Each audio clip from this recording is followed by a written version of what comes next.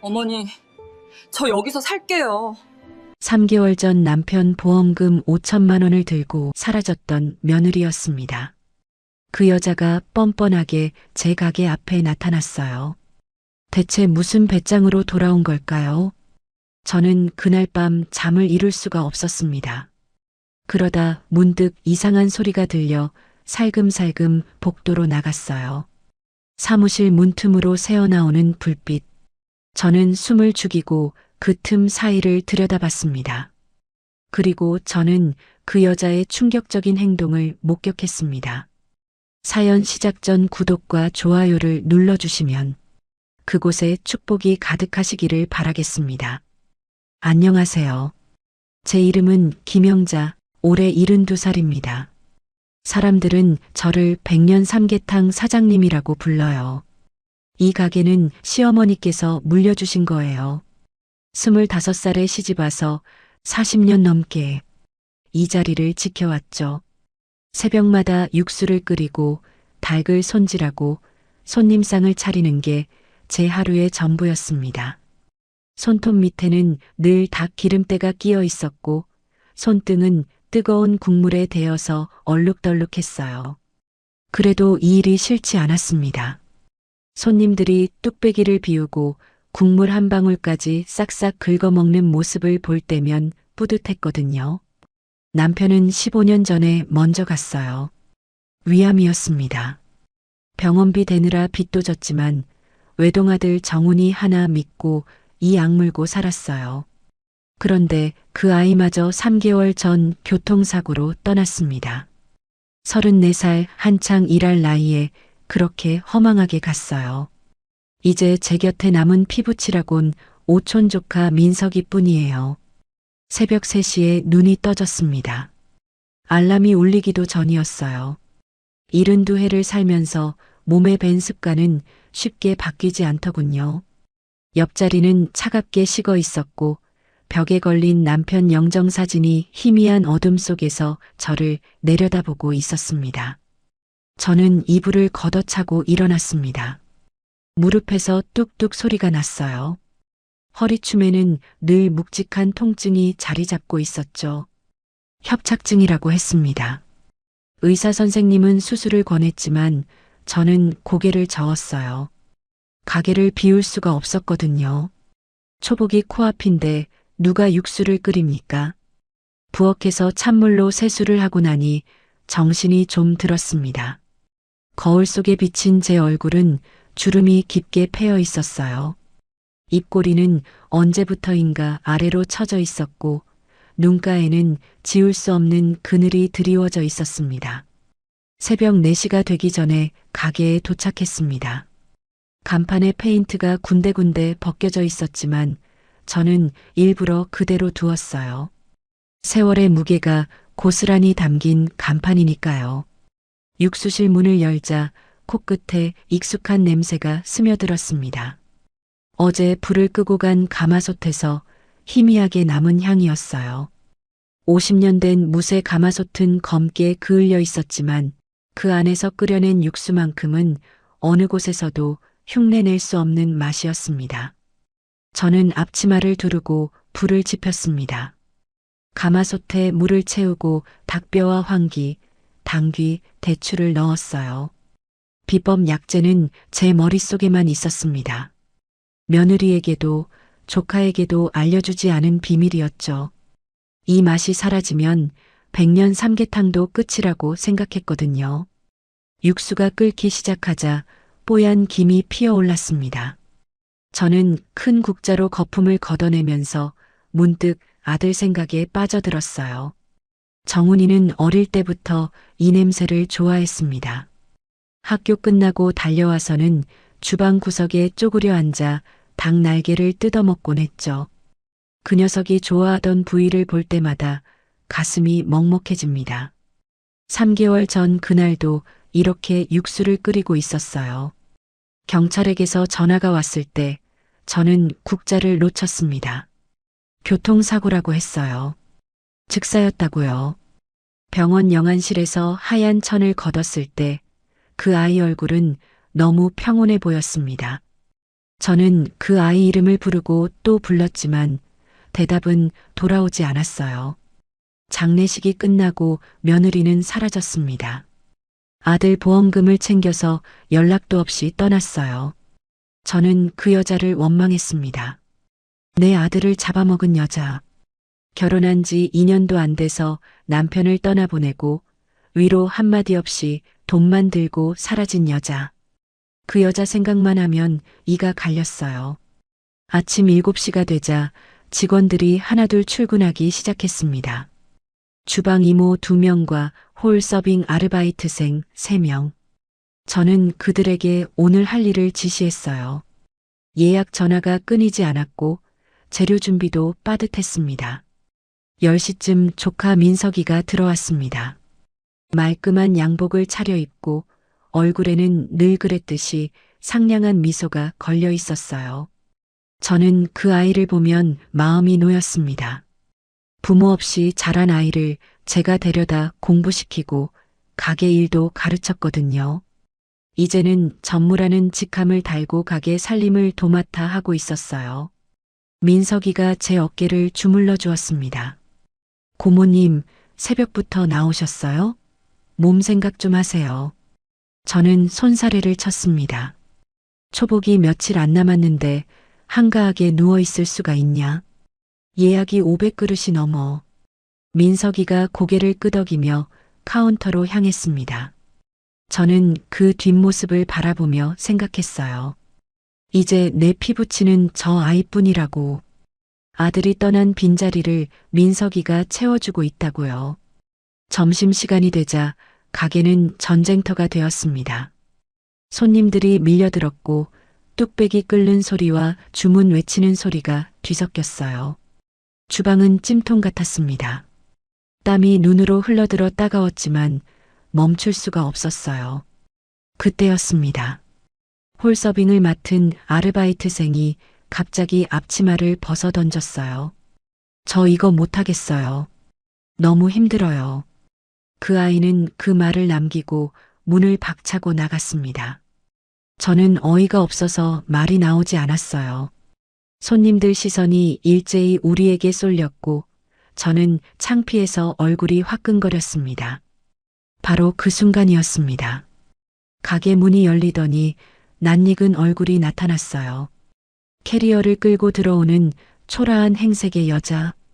살이 빠져서 광대뼈가 튀어나왔고 머리카락은 푸석푸석했습니다. 낡은 티셔츠에 헐렁한 바지. 발 아래 운동화는 밑창이 다 달아 있었어요. 눈 밑에는 시커먼 다크서클이 내려앉아 있었고 입술은 바짝 말라 있었습니다. 장례식 때 봤던 그 여자 맞나 싶을 정도로 초췌해 보였어요. 며느리 정혜린이었습니다. 3개월 전 아들 보험금 5천만 원을 챙겨 들고 사라졌던 그 여자. 저는 그 자리에서 굳어버렸습니다. 심장이 쿵 하고 내려앉는 것 같았어요. 3개월 동안 코빼기도 안 보이던 여자가 왜 여기 나타난 걸까요? 분노가 목구멍까지 치밀어 올랐습니다. 너 지금 무슨 낯짝으로 여길 와? 제 목소리가 가게 안에 쩌렁쩌렁 울렸습니다. 손님들이 숟가락을 멈추고 우리를 쳐다봤어요. 내 아들 보험금은 다 어디다 썼어? 그 돈 들고 어디서 놀다 왔냐? 혜린이가 천천히 고개를 숙였습니다. 그리고는 그 자리에서 무릎을 꿇었어요. 손님들 사이에서 웅성거리는 소리가 들렸습니다. 어머니, 갈 곳이 없어요. 밥값은 할게요. 시키는 거 다 할게요. 제발이요. 민석이가 황급히 다가왔습니다. 그 아이 얼굴에 당혹스러운 기색이 역력했어요. 고모님, 일단 손님들 보니까 뒤로 들이시죠. 나중에 얘기해요. 저는 이를 악물었습니다. 쫓아내고 싶었어요. 당장 나가라고 소리치고 싶었습니다. 하지만 방금 서빙 직원이 나가버린 참이었어요. 손님들은 줄을 서 있었고 주방에서는 뚝배기가 끓어넘치고 있었습니다. 현실이 저를 붙잡았어요.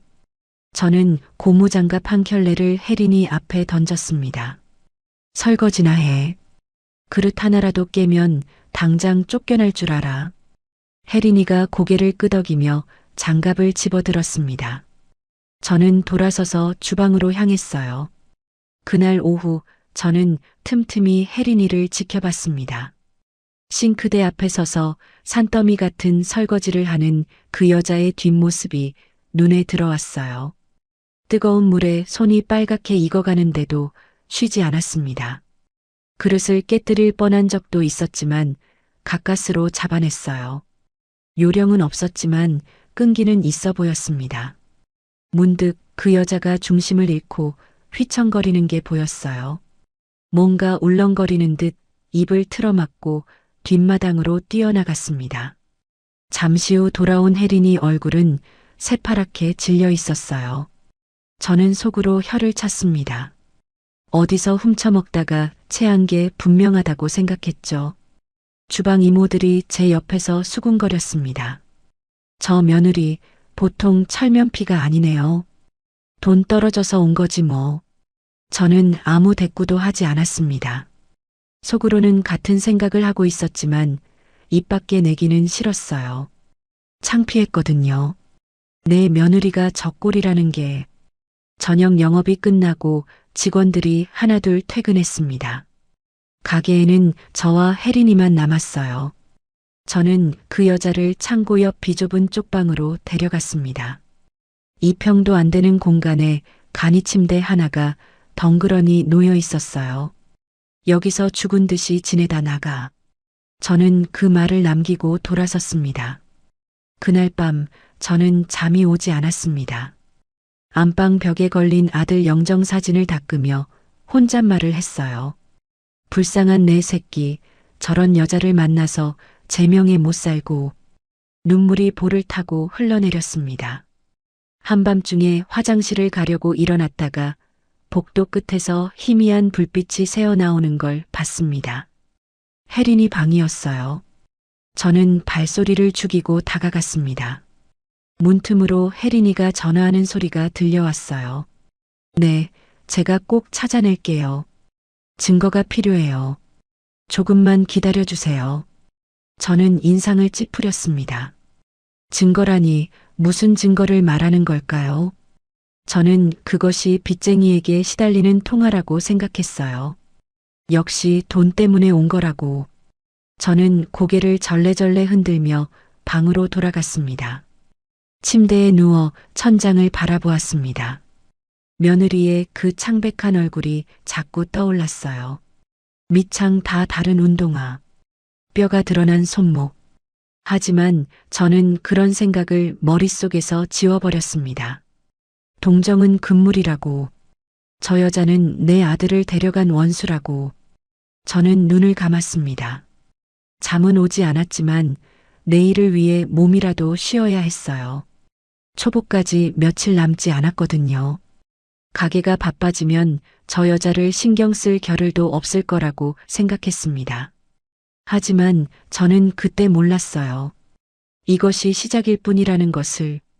며느리가 왜 이 가게에 들어왔는지, 그리고 이 가게에서 무슨 일이 벌어지고 있는지를요. 혜린이가 들어온 지 닷새째 되던 날이었습니다. 그날따라 유독 손님이 많았어요. 초복이 사흘 앞으로 다가왔거든요. 예약 전화는 쉴 새 없이 울렸고 주방은 정신없이 돌아갔습니다. 닭 삶는 냄새와 인삼향이 가게 안가득 퍼져 있었어요. 저는 아침 일찍 냉장고 재고를 확인하러 창고에 들어갔어요. 복날 대목에 쓸 귀한 재료들을 미리 챙겨둬야 했거든요. 완도에서 공수한 최상급 전복 3kg, 그리고 산삼 배양근 2박스. 이것들은 특별 코스 손님용으로 따로 빼둔 것들이었습니다. 냉장고 가장 깊숙한 칸에 제 손으로 직접 넣어뒀어요. 그런데 이게 웬일입니까? 전복이 담긴 스티로폼 박스가 보이지 않았어요. 산삼 배양근도 한 박스가 사라져 있었습니다. 저는 눈을 비비고 다시 봤어요. 분명히 그제 저녁에 확인했을 때는 있었거든요. 냉장고 구석구석을 뒤졌지만 어디에도 없었습니다. 가슴이 철렁 내려앉았어요. 전복 3kg이면 50만 원어치가 넘습니다. 산삼 배양근은 더했어요. 저는 손이 떨려서 냉장고 문을 제대로 닫지도 못했습니다. 혹시 내가 치매가 오는 건 아닐까? 그런 생각이 스쳤어요. 요즘 들어 부쩍 깜빡깜빡하는 게 늘었거든요. 하지만 아무리 생각해도 제가 다른 데로 옮긴 기억은 없었습니다. 저는 장부를 꺼내 재고 기록을 몇 번이나 다시 확인했어요. 분명히 입고된 물건이 맞았습니다. 그때 민석이가 창고로 들어왔어요. 제 얼굴을 보더니 걱정스러운 표정을 지었습니다. 고모님, 왜 그러세요? 안색이 안 좋으시네. 저는 한숨을 내쉬며 상황을 설명했어요. 민석이가 고개를 갸웃거리더니 목소리를 낮췄습니다. 고모님, 제가 괜히 드리는 말씀이 아닌데요. 요즘 재수 씨가 이 창고 주위를 자꾸 서성거리던데요. 저는 귀를 의심했습니다. 뭐라고? 저도 처음엔 그냥 그런가 보다 했는데 어제도 새벽에 창고 쪽에서 인기척이 나길래 나와봤더니 재수 씨가 있더라고요. 뭘 찾는 것 같던데 제가 나타나니까 황급히 자기 방으로 들어가더라고요. 민석이 말에 제 속이 뒤집어지는 것 같았어요. 그러고 보니 혜린이가 이상한 행동을 하는 걸 저도 본 적이 있었습니다. 주방 구석에서 몰래 뭔가를 우물거리거나 뒷마당으로 뛰어나가 헛구역질을 하는 모습이요. 저는 그게 비싼 재료를 훔쳐먹다가 체한 거라고 생각했어요. 점심 영업이 한창일 때였습니다. 저는 주방에서 뚝배기에 닭을 담다가 문득 뒷마당 쪽을 바라봤어요. 혜린이가 식자재 납품 트럭 기사와 뭔가를 주고받고 있었습니다. 종이 한 장을 건네봤더니 고개를 끄덕이고 있었어요. 둘의 표정이 심상치 않아 보였습니다. 저는 국자를 내려놓고 뒷문 쪽으로 다가갔어요. 하지만 제가 가까이 가자 혜린이가 황급히 종이를 주머니에 쑤셔 넣었습니다. 그리고는 아무 일도 없었다는 듯이 설거지하러 들어갔어요.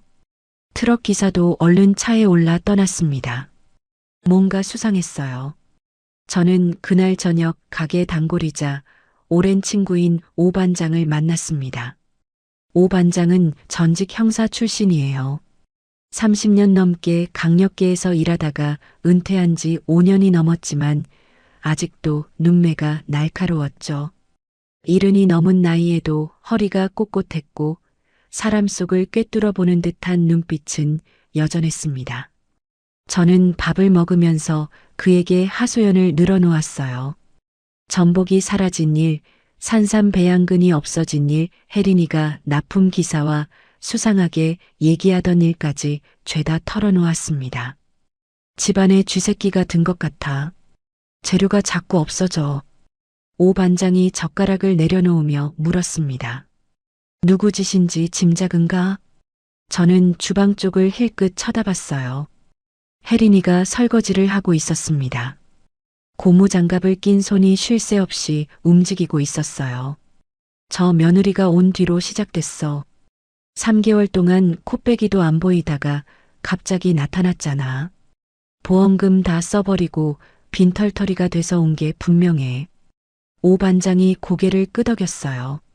그는 혜린이를 한참 바라보더니 낮은 목소리로 말했습니다. 영자야, 확실한 증거가 필요해. 요즘은 증거 없이 함부로 손가락질하면 안 돼. 내가 도와줄까? 저는 반색을 했습니다. 어떻게? 요즘 초소형 카메라가 잘 나와. 창고랑 사무실에 몰래 달아두면 누가 손을 대는지 다 잡을 수 있어. 저는 그 말에 희망이 생겼어요.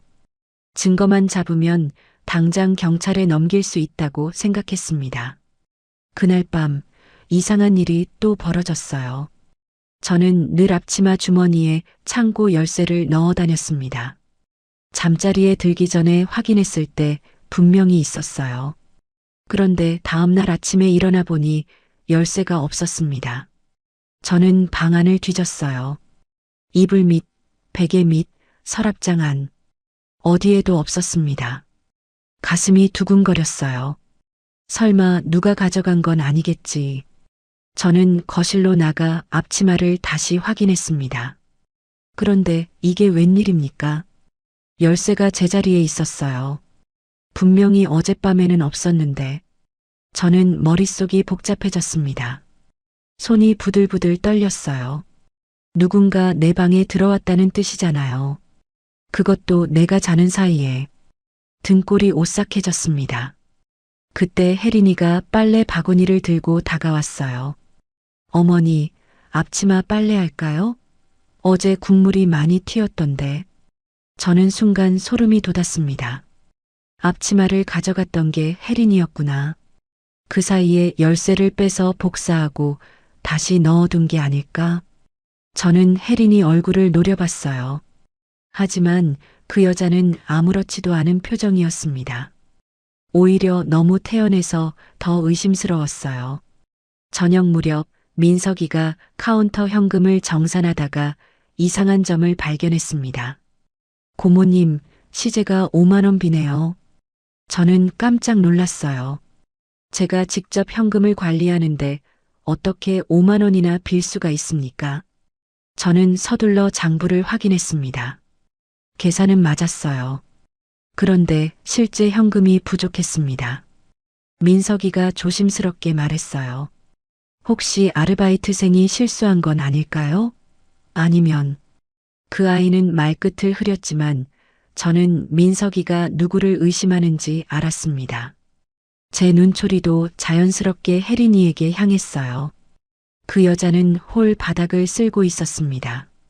고개를 숙인 채 묵묵히 일하는 모습이 꼭 자기가 저지른 일을 숨기려는 것처럼 보였어요. 민석이가 제 귀에 대고 속삭였습니다. 고모님, 제가 괜한 소리 하는 거 아닌데요. 재수 씨가 사채업자들한테 시달린다는 소문을 들었어요. 어디서 들었냐고요? 장례식 때 온 재수 씨 친구한테서요. 혹시 가게 명의라도 도용해서 대출받으려는 건 아닌지 걱정이 돼서요. 저는 그 말에 등골이 서늘해졌습니다. 사채업자라니. 그래서 그렇게 초라한 꼴로 나타난 거구나. 돈에 쪼들려서 내 가게에 기어들어온 거야. 저는 혜린이를 다시 쳐다봤어요. 그 여자가 갑자기 무섭게 느껴졌습니다. 그날 밤 저는 잠을 이룰 수가 없었습니다. 이불을 걷어차고 일어나 부엌에서 물을 마셨어요. 창밖으로 가게 건물이 보였습니다. 불이 다 꺼져 있어야 하는데 사무실 쪽에서 희미한 불빛이 새어나오고 있었어요. 저는 심장이 덜컥 내려앉았습니다. 서둘러 겉옷을 걸치고 가게로 향했어요. 뒷문으로 살금살금 들어갔습니다. 사무실 문틈 사이로 안을 들여다봤어요. 혜린이었습니다. 그 여자가 휴대폰 불빛에 의지해 금고 쪽을 비추고 있었어요. 제 심장이 미친 듯이 뛰었습니다. 금고 비밀번호를 알아내려는 거구나. 저는 이를 악물었어요. 배신감과 분노가 한꺼번에 치밀어 올랐습니다. 저는 문을 박차고 들어가 현장을 잡으려 했어요. 하지만 그 순간 혜린이가 금고가 아니라 책상이 장부를 들여다보고 있다는 걸 알았습니다. 계산기를 두드리며 뭔가를 적고 있었어요. 저는 문 뒤에 숨어서 지켜보기로 했습니다. 혜린이가 중얼거리는 소리가 들렸어요. 이게 왜 안 맞지? 숫자가 비는데 분명히 어딘가 구멍이 있어. 저는 그 말을 듣고 확신했습니다. 저 여자가 가게에서 돈을 빼돌릴 구멍을 찾고 있구나. 횡령할 방법을 궁리하고 있는 거라고요. 저는 주먹을 불끈 쥐었습니다.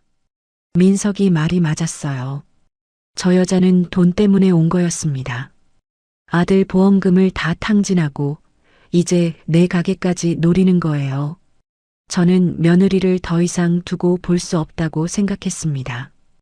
복날 대목만 끝나면 당장 내쫓겠다고 마음먹었어요. 방으로 돌아와 일기장을 꺼냈습니다. 떨리는 손으로 펜을 잡았어요. 오늘 있었던 일들을 하나하나 적었습니다. 전복 분실, 열쇠 소동, 현금 부족, 그리고 한밤중에 장부를 뒤지던 며느리. 이것들이 모두 증거가 될 거라고 생각했어요. 저는 펜을 내려놓고 벽에 걸린 아들 사진을 바라봤습니다. 정훈아, 내가 데려온 여자가 이런 여자였구나. 저는 속으로 중얼거렸어요. 하지만 걱정 마라. 엄마가 다 지켜낼 테니까. 이 가게는 내 아버지가 물려준 거고 할머니가 물려준 거야. 저런 여우 같은 여자한테 빼앗길 수는 없어. 창밖으로 새벽빛이 희미하게 밝아오고 있었습니다. 저는 잠을 포기하고 일어났어요. 어차피 2~3시간 뒤면 또 가게에 나가야 했거든요. 세수를 하고 거울을 봤습니다. 눈 밑에 시커먼 그늘이 내려앉아 있었어요. 며칠 사이에 10년은 더 늙은 것 같았습니다. 저는 그때 다짐했어요. 오 반장이 말한 대로 카메라를 달아서 증거를 잡겠다고요. 그리고 복날 대목이 끝나는 날 며느리를 경찰에 넘기고 영원히 내 눈앞에서 치워버리겠다고요. 그때는 정말 몰랐습니다. 제가 완전히 잘못된 방향으로 가고 있다는 것을요. 진짜 도둑은 따로 있었고 며느리는 그 도둑을 쫓고 있었다는 것을요. 그리고 제가 그토록 믿었던 사람이 바로 그 도둑이었다는 것을요. 초복 이틀 전이었습니다. 오 반장이 약속대로 찾아왔어요. 영업이 끝난 밤 10시가 넘어서였죠. 그는 검은 가방 하나를 들고 뒷문으로 들어왔습니다. 영자야, 이거 손톱만한 거야. 아무도 모를 거다. 오 반장이 가방에서 꺼낸 건 동전보다 작은 카메라 3개였어요. 저는 그걸 보고 감탄했습니다. 세상에 이렇게 작은 게 다 찍힌다니. 오 반장은 능숙한 손놀림으로 사무실 천장 구석, 창고 입구, 그리고 금고가 보이는 각도에 카메라를 설치했어요. 저는 기계치라 옆에서 손전등만 비춰줬습니다. 휴대폰으로 실시간으로 볼 수 있어. 내가 앱 깔아줄게. 오 반장이 제 낡은 스마트폰에 뭔가를 설치해줬어요. 화면을 누르니 사무실 내부가 선명하게 보였습니다. 책상 위에 장부까지 보일 정도였어요. 저는 이제 증거를 잡을 수 있다는 생각에 가슴이 두근거렸어요. 30년 넘게 지켜온 가게를 저 여자한테 뺏길 수는 없었거든요. 고마워. 이 은혜는 평생 잊지 않을게. 오 반장이 제 어깨를 토닥였습니다. 쥐새끼 잡으면 삼계탕 한 그릇 사. 그걸로 됐어. 그가 돌아간 뒤 저는 가게 안을 둘러봤어요. 카메라가 어디 있는지 제가 봐도 전혀 모르겠더군요. 천장 몰딩 사이에 숨겨진 검은 점 하나가 전부였습니다. 이제 혜린이가 뭘 하든 다 잡힐 거라고 생각했어요. 다음 날부터 저는 수시로 휴대폰을 들여다봤어요. 주방에서 닭을 손질하다가도 손님 계산을 하다가도 틈만 나면 화면을 확인했습니다. 뚝배기를 태울 뻔한 적도 있었어요. 민석이가 옆에서 고모님, 요즘 휴대폰을 많이 보시네요 라고 물었지만 저는 대충 둘러댔습니다. 혜린이가 사무실에 들어가면 심장이 벌떡벌떡 뛰었어요. 하지만 낮 동안에는 별다른 일이 없었습니다. 그 여자는 그저 설거지를 하고 바닥을 쓸고 시키는 일만 묵묵히 했어요. 손님이 흘린 국물을 닦고 무거운 뚝배기를 나르고 쓰레기를 버리러 나갔다 들어오고 힘든 일은 도맡아 하면서도 불평 한마디 없었습니다. 그게 오히려 더 의심스러웠어요. 뭔가 큰 걸 노리니까 저렇게 참는 거라고 생각했거든요. 문제는 밤이었습니다. 저는 카메라만으로는 성이 차지 않았어요. 직접 두 눈으로 봐야 속이 풀릴 것 같았습니다. 그래서 그날 밤 가게 안쪽에 있는 내실에 숨어 있기로 했어요.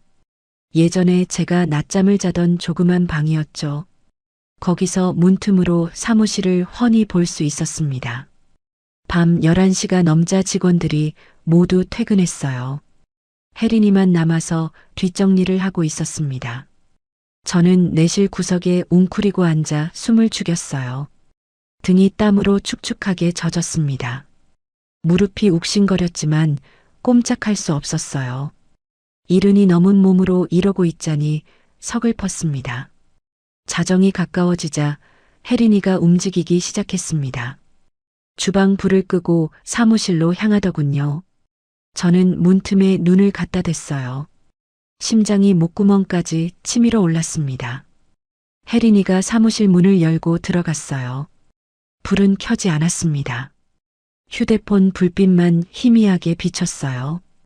그 여자는 책상 서랍을 열더니 장부를 꺼냈습니다. 그리고는 계산기를 두드리기 시작했어요. 달그락달그락 소리가 고요한 가게 안에 울렸습니다. 저는 이를 악물었어요. 또 저러고 있구나. 가게 돈을 어떻게 빼돌릴지 궁리하는 거야. 저는 주먹을 불끈 쥐었습니다. 그때였어요. 갑자기 뒷문 쪽에서 인기척이 났습니다. 혜린이도 그 소리를 들었는지 화들짝 놀라며 고개를 돌렸어요. 저도 심장이 덜컥 내려앉았습니다. 누가 이 시간에 온 걸까요? 문이 열리더니 민석이가 들어왔어요. 저는 깜짝 놀랐습니다. 이 시간에 대체 웬일이지? 벌써 자정이 넘었는데. 민석이는 사무실 쪽으로 성큼성큼 걸어왔어요. 혜린이가 급하게 장부를 서랍에 밀어넣고 책상 밑으로 몸을 숨겼습니다. 저는 숨이 막혔어요. 무슨 상황인지 머릿속이 하얘졌습니다. 민석이가 사무실에 들어왔어요. 불을 켜지 않고 휴대폰 불빛으로 주위를 비췄습니다. 그러더니 금고 앞으로 다가갔어요. 금고 문을 쓰다듬듯이 만지작거렸습니다. 마치 금고 안에 뭐가 들었는지 확인하려는 것 같았어요. 저는 이상하다고 생각했어요. 이 시간에 왜 금고를 만지는 거지? 하지만 민석이니까 괜찮겠지, 라고 스스로를 안심시켰습니다. 민석이가 전화를 받았어요. 목소리를 한껏 낮춰서 말하더군요. 저는 귀를 쫑긋 세웠지만 내실과 사무실 사이 거리가 있어서 또렷하게 들리지 않았습니다. 네, 형님. 예정대로 진행하고 있습니다. 말복 끝나고 바로요. 늙은이가 고집이 세서 작업 좀 쳐야겠어요. 저는 귀를 쫑긋 세웠어요. 하지만 거리가 멀어서 잘 들리지 않았습니다. 작업이라는 단어가 영업이라고 들렸어요. 저는 민석이가 거래처랑 통화하는 거라고 생각했습니다. 복날 대목을 앞두고 바쁘니까 그럴 수 있다고요. 민석이가 전화를 끊고 두리번거렸어요. 혜린이는 책상 밑에서 숨을 죽이고 있었습니다. 저도 숨을 참았어요. 온몸이 굳어버린 것 같았습니다. 민석이가 서류 뭉치를 집어들더니 가방에 넣었어요. 그러고는 뒷문으로 나갔습니다. 차 시동 거는 소리가 들리고 이내 멀어졌어요. 한참이 지나서야 혜린이가 책상 밑에서 기어 나왔습니다. 그 여자는 한숨을 내쉬며 이마에 땀을 닦았어요. 저도 모르게 안도의 한숨이 나왔습니다. 다리가 후들거려서 한동안 일어날 수가 없었어요. 저는 그날 밤 잠을 이룰 수 없었습니다. 이불 속에서 뒤척이며 생각했어요. 혜린이는 왜 민석이를 피해 숨은 걸까? 들키면 안 될 짓을 하고 있었기 때문이겠지. 장부를 조작하다가 들킬 뻔한 거야. 저는 그렇게 결론 내렸습니다. 다음 날 아침 민석이가 평소처럼 밝은 얼굴로 출근했어요. 제 어깨를 주무르며 말했습니다. 고모님, 안색이 안 좋으시네요. 어젯밤에 잠을 못 주무셨어요? 저는 애써 웃음을 지었어요. 나이 들면 잠이 없어. 걱정 마라. 민석이가 고개를 끄덕이더니 카운터로 향했습니다. 저는 그 뒷모습을 바라보며 생각했어요. 그래, 민석이는 내 편이야. 저 아이만은 믿을 수 있어. 점심때 민석이가 서류 뭉치를 들고 제게 다가왔어요. 얼굴에 진지한 표정이 서려 있었습니다. 고모님, 드릴 말씀이 있어요. 저는 앞치마에 손을 닦으며 고개를 들었어요. 뭔데? 요즘 대형 프랜차이즈에서 우리 가게에 관심을 보이고 있어요. 합병 제안이 들어왔습니다. 저는 눈을 동그랗게 떴어요. 합병? 그게 무슨 소리야? 민석이가 서류를 펼쳐 보였습니다. 고모님도 이제 연세가 있으시잖아요. 몸도 안 좋으시고 이참에 대형 업체에 넘기고 편하게 사시는 게 어떨까 해서요. 조건도 꽤 괜찮아요. 저는 서류를 훑어봤어요. 숫자들이 빼곡하게 적혀 있었지만 머릿속에 들어오지 않았습니다. 인수금액, 권리금, 계약 조건 같은 말들이 눈에 들어왔어요. 금액이 꽤 컸습니다. 하지만 저는 서류를 탁 내려놓았어요. 안 돼. 이 가게는 시어머니가 물려주신 거야. 백년 삼계탕이라는 이름을 팔 수는 없어. 이 육수 맛은 아무도 흉내 못 낸다고. 민석이 얼굴에 실망한 기색이 스쳤어요. 눈빛이 잠깐 차갑게 변하는 것 같았습니다. 하지만 저는 노안이라 잘 보이지 않았어요. 그 아이는 이내 표정을 바꾸며 고개를 끄덕였습니다. 알겠습니다. 고모님 뜻이 그러시다면요. 다만 너무 무리하지는 마세요. 건강이 최고니까요. 그 아이가 돌아서는데 저는 문득 이상한 느낌이 들었어요. 민석이가 왜 갑자기 합병 얘기를 꺼낸 걸까? 그것도 복날 대목을 코앞에 두고 말이에요.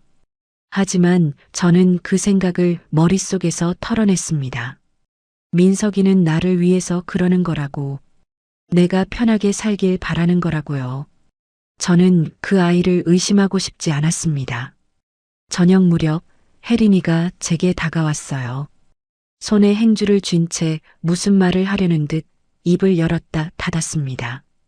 얼굴에 망설임이 가득했어요. 저는 짜증이 났어요. 할 말이 있으면 시원하게 하든지. 할 말 있으면 해. 혜린이가 목소리를 낮췄습니다. 주위를 살피며 조심스럽게 말했어요. 어머니, 전무님이 좀 이상해요. 어젯밤에 가게에 오셨던 거 아세요? 새벽에 혼자 와서 금고 쪽을 살피고 가셨어요. 저는 말을 끊었어요. 목소리가 날카롭게 나왔습니다. 이상하긴 뭐가 이상해. 민석이는 이 가게를 위해 밤낮 없이 일하는 아이야. 내가 뭘 안다고 그래. 새벽에 와서 일하는 게 뭐가 이상하냐? 혜린이가 입술을 깨물었어요. 눈에 안타까움이 서렸습니다. 무언가 더 말하고 싶은 눈치였지만 저는 돌아서 버렸습니다. 내 피부치를 모함하려 들다니. 저는 속으로 이를 갈았어요. 저 여자는 정말 뻔뻔하구나. 자기가 저지른 일을 남한테 뒤집어 씌우려고 하다니. 그날 밤 저는 일기장에 또 적었습니다. 떨리는 손으로 펜을 꾹꾹 눌러 썼어요. 혜린이가 민석이를 의심하게 만들려 한다고요. 자기 죄를 덮으려고 남을 끌어들이는 수작이라고요. 복날만 끝나면 당장 내쫓겠다고 굵은 글씨로 썼습니다. 경찰에 신고해서 다시는 내 앞에 나타나지 못하게 하겠다고요. 창밖으로 보름달이 떠 있었어요. 휘영청 밝은 달빛이 방 안으로 스며들었습니다. 저는 달을 바라보며 한숨을 내쉬었습니다. 정훈아, 엄마가 이 가게 꼭 지킬게. 내 아들이나 딸에게 물려줘야 하는데 이제 그것도 못하게 됐구나. 내가 아이도 없이 갔으니. 저는 눈시울이 뜨거워졌어요. 눈물이 베개를 적셨습니다. 그때는 몰랐습니다. 혜린이 뱃속에 정훈이의 아이가 자라고 있다는 것을요. 그리고 그 여자가 목숨 걸고 지키려는 게 바로 이 가게와 그 아이의 미래라는 것을요. 초복 당일이었습니다. 새벽 2시부터 일어나 육수를 끓였어요. 가마솥 앞에 서 있으니 땀이 비 오듯 쏟아졌습니다. 주방 온도가 40도를 넘었어요. 열기가 얼굴을 후끈후끈 달궜습니다. 숨을 쉬기도 힘들었습니다. 앞치마가 땀에 젖어 몸에 착 달라붙었어요. 하지만 멈출 수가 없었어요. 500그릇이 넘는 예약이 들어와 있었거든요. 1년 중 가장 중요한 날이었습니다. 아침 6시부터 직원들이 총출동했습니다. 닭을 삶고 찹쌀을 불리고 대추와 밤을 까고 인삼을 손질했어요. 주방은 전쟁터였습니다. 뚝배기 끓는 소리, 칼질 소리, 불타는 소리가 뒤섞였어요. 인삼향과 닭 삶는 냄새가 가게 안가득 퍼졌습니다. 저는 목이 쉬도록 지시를 내렸습니다. 이 뚝배기는 불이 약해. 저 닭은 익었으니 꺼내. 찹쌀 더 불려놔. 쉴 틈이 없었어요. 혜린이도 새벽부터 나와 있었어요. 그 여자는 설거지통 앞에 서서 쉴 새 없이 그릇을 닦았습니다. 얼굴이 창백했어요. 눈 밑에 시커먼 그늘이 내려앉아 있었고 입술은 바짝 말라 있었습니다. 며칠째 제대로 못 먹고 못 잔 티가 역력했어요. 손이 물에 불어서 퉁퉁했습니다. 하지만 저는 신경 쓰지 않았습니다. 저 여자가 무슨 꼴이 되든 알 바 아니었거든요. 점심시간이 되자 손님들이 밀물처럼 밀려들었어요. 홀에 빈자리가 없었습니다. 밖에는 줄까지 섰어요. 더운 날씨에도 사람들은 보양식을 찾았습니다. 저는 주방과 홀을 오가며 정신없이 뛰어다녔습니다. 무릎이 끊어질 것 같았지만 아픈 줄도 몰랐어요. 그때였습니다. 혜린이가 뚝배기를 나르다가 갑자기 휘청거렸어요. 쟁반이 기울어지면서 뚝배기가 미끄러졌습니다. 저는 소리를 질렀어요. 조심해. 다행히 뚝배기는 바닥에 떨어지지 않았어요. 혜린이가 가까스로 균형을 잡았거든요. 하지만 그 여자 얼굴이 새하얗게 질려 있었습니다. 이마에 식은 땀이 송골송골 맺혀 있었어요. 눈 초점이 흐릿했습니다. 저는 버럭 소리를 질렀어요. 어디서 꾀병을 부려? 정신 안 차려? 혜린이가 고개를 숙였습니다. 그러더니 갑자기 입을 틀어막고 뒷마당으로 뛰어나갔어요. 헛구역질 소리가 들렸습니다. 저는 혀를 찼어요. 또 저러네. 뭘 훔쳐먹었길래 맨날 토하는 거야. 잠시 후 혜린이가 비틀거리며 돌아왔어요. 그런데 발이 꼬이더니 그대로 바닥에 쓰러졌습니다. 쿵 하는 소리와 함께 몸이 홀 바닥에 나뒹굴었어요. 손님들이 놀라서 웅성거렸습니다. 저는 황급히 다가갔어요. 혜린이가 쓰러진 자리에 뭔가가 떨어져 있었습니다. 낡은 수첩이었어요. 표지가 닳아서 너덜너덜했습니다.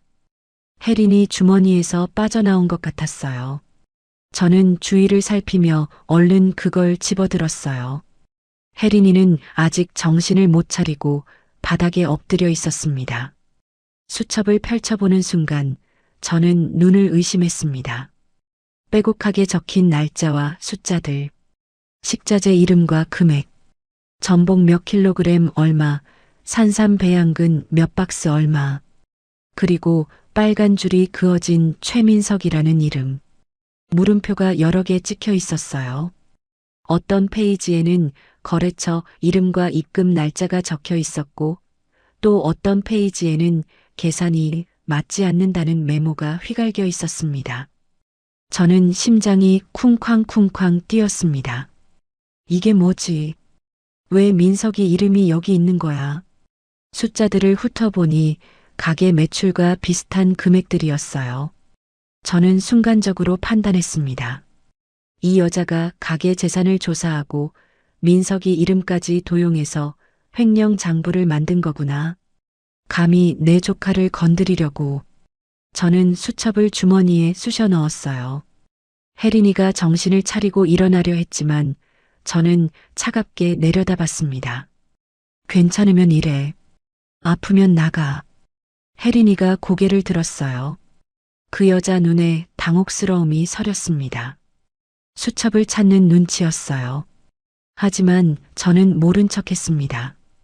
저녁 영업이 끝나고 저는 민석이를 따로 불렀어요. 사무실에서 단둘이 마주 앉았습니다. 밖에서는 직원들이 정리하는 소리가 들렸어요. 저는 수첩을 탁자 위에 내려놓았어요. 손이 떨렸습니다. 이거 봐라. 민석이가 수첩을 펼쳐봤습니다. 그 아이 표정이 순간 굳어졌어요. 눈빛이 흔들리는 게 보였습니다. 눈동자가 빠르게 좌우로 움직였어요. 하지만 저는 노안이라 자세히 보이지 않았어요. 민석이가 이내 표정을 바꾸며 말했습니다. 이게 뭡니까? 혜린이 주머니에서 나온 거야. 내 이름도 있고 내 이름도 있어. 가게 돈을 빼돌릴 궁리를 한 것 같아. 민석이가 수첩을 찬찬히 들여다봤어요. 한 장 한 장 넘기며 숫자들을 확인했습니다. 그러더니 인상을 찌푸렸습니다. 형수가 절 감시한 건가요? 소름 끼치네요. 아마 절 쫓아내고 가게를 차지하려는 계획인가 봅니다. 저는 고개를 끄덕였어요. 역시 민석이도 같은 생각이구나. 내 편은 민석이뿐이야. 그렇지? 저 여자 눈에 뭐가 씌었어. 제정신이 아니야. 오늘 당장 내보내야겠다. 민석이가 고개를 끄덕였습니다. 그 아이 눈빛이 날카로워졌어요. 입꼬리가 살짝 올라갔습니다. 고모님, 더 이상 두시면 위험해요. 오늘 당장 내보내시죠. 저는 자리에서 일어났어요. 가슴이 부글부글 끓었습니다. 30년 넘게 피땀 흘려 지켜온 가게를 저 여자가 노리다니. 저는 주방으로 성큼성큼 걸어갔습니다. 혜린이가 설거지를 하고 있었어요. 저는 그 여자 앞에 수첩을 탁 던졌습니다. 물이 튀었어요. 이게 뭐냐? 혜린이가 수첩을 보더니 얼굴이 하얗게 질렸습니다. 손이 부들부들 떨렸어요. 고무 장갑을 벗으며 더듬거렸어요. 어머니, 이건 제가 설명드릴 게 있어요. 제발 들어보세요. 오해예요. 뭘 들어? 내 조카 이름으로 장부를 조작하려고 했지? 가게 돈을 빼돌릴 구멍을 찾은 거잖아. 혜린이가 고개를 저었어요. 목소리가 떨렸습니다. 눈에 눈물이 그렁그렁 맺혔어요. 아니에요, 어머니. 이건 그런 게 아니에요. 가게 돈이 새고 있어요. 제가 조사해 봤는데 전무님이 이상해요. 재고랑 장부가 안 맞아요. 누군가 빼돌리고 있다고요. 저는 귀를 의심했습니다. 뭐라고? 민석이가 이상하다고? 민석이가 돈을 빼돌렸다고? 저는 분노가 폭발했어요.